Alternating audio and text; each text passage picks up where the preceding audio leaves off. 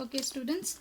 The next topic after the classification of contract, what we have is the breach of contract and the remedies for the breach of contract. So, breach of contract and remedies of the contract is one of the different topic which you have to study. So, before going to study this remedies of remedies to breach of contract, we have to study this breach of contract. So, I have made a separation here of this both the heading, that is breach of contract one I have explained separately, and remedies to breach of contract I have explained it separately. Okay, so before going to the remedies of contract, we have to study this breach of what is this breach of contract. Okay, under this breach of contract and remedies to breach of contract, the most important topic on the point of view of exam is the remedies to breach of contract. This is more important in the point of view of your examination. It may be asked in section B as well as in section C also. Okay, so if they ask in section C, this both they will be asking, even this breach of contract as well as the remedies. If they ask in section B, only B, the remedies to breach of contract they may ask. So the way of writing will fetch you the marks. That is the main thing. Okay, so let us study what is this breach of contract. Okay, before going to the breach of contract, we know the meaning of this contract. So we know what is contract. We have to know what is this breach. So breach, B-R-E-A-C-H. Breach is nothing but breaking down. Breach is nothing but breaking down. And contract we have studied what is this contract in the last classes. So what is this contract? Contract is nothing but agreement. Contract is nothing but an agreement. Contract is nothing but an agreement. So if we combine this together, we can give the meaning of this breach of contract. Breaking down of an agreement is nothing but an breach of contract. Understood?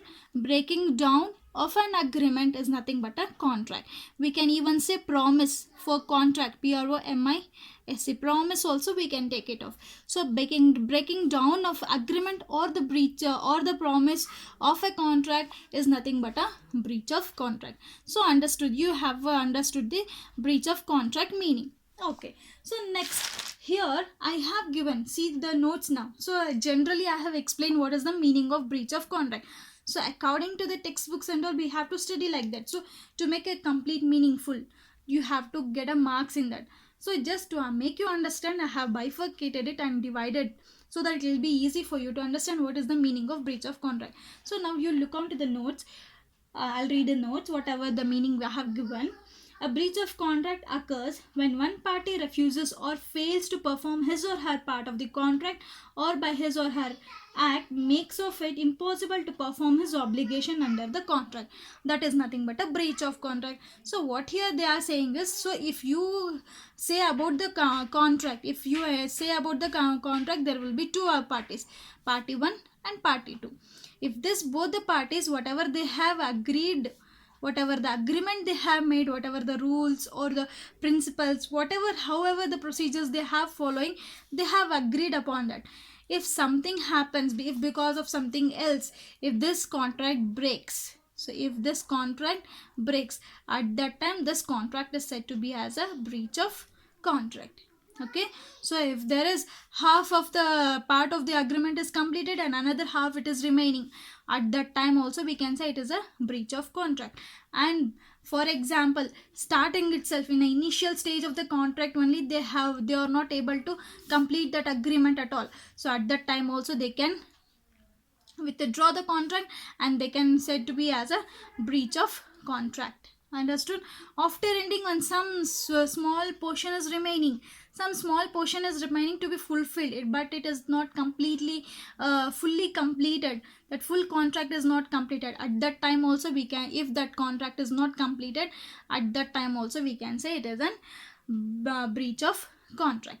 Okay, so here breach of contract can be occurred. So when this contract can be occurred, when it can be occurred is, here I have given the ways to breach a contract. So what are the main things where the contract can be the contract can be breached, when the contract can be broken. So one is the common failures include, that is the failure to deliver the goods. If the particular party one is saying to party two that he will deliver so much goods, but he is unable to.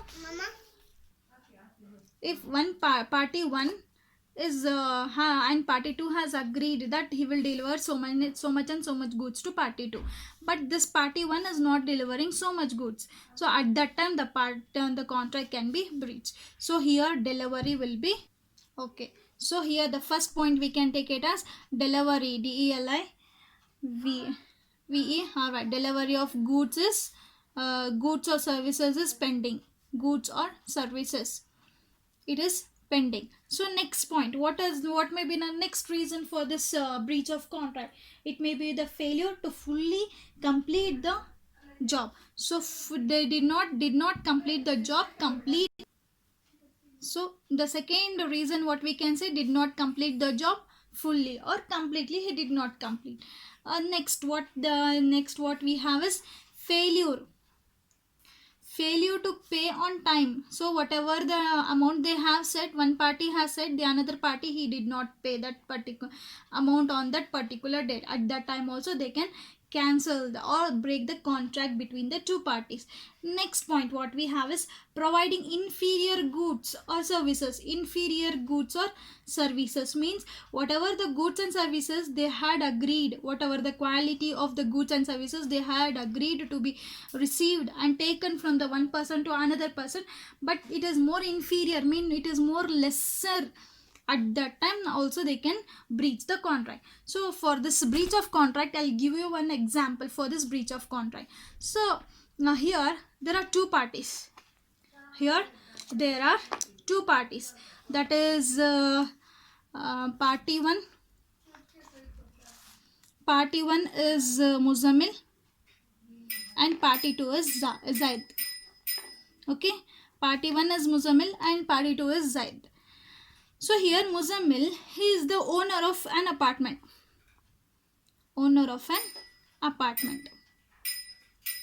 Okay. So Muzammil is the owner of an apartment and Zaid is a tenant of that apartment. Tenant of the apartment means he is a person who is residing in that particular apartment for certain amount. So what he does is, the main agreement between these two both is, so the agreement between this Muzammil and Zaid is that Muzammil will give the house to Zaid, saying that after 3 years he has to leave the house and he will pay back the advances whatever he has given. He will pay back the advance. So like that only Muzammil, even Zaid also agreed the rule whatever he has said. Even Muzammil also agreed. They both were eventually okay. They were equal. No any defect in them. So what happened is later on, after 2 years, somehow 2 years spent. After 2 years, what happened? This Muzammil, what he said suddenly, you have to leave the house to Zaid. That no, your whatever 3 years I had said, it is not required now. Now you have to leave the house here itself. So the agreement whatever it is between this Muzammil and Zaid got broke in 2 years itself, because this Muzammil is not accepting that agreement whatever they have done. So it has been incomplete in half year itself. So it is incomplete. At that time this particular contract can be voided. It can be breached. If it is breached, if this contract is breached, at that time here there is no justice for Zaid, no. So it is injustice. Where to go suddenly? Where he has to search for the house? Where he has to go? So this Zaid can file a case or sue a case. Here you will get a new word here, sue. SUE. Sue is nothing but filing a case. He can file a case in the court of law or court of law or any panchayat if it is like that. So apartments will be in cities itself. So you have to file a case in the court only. No panchayats and all. Okay. So Zaid can file a case or sue a case in the court of law, and so that he will get the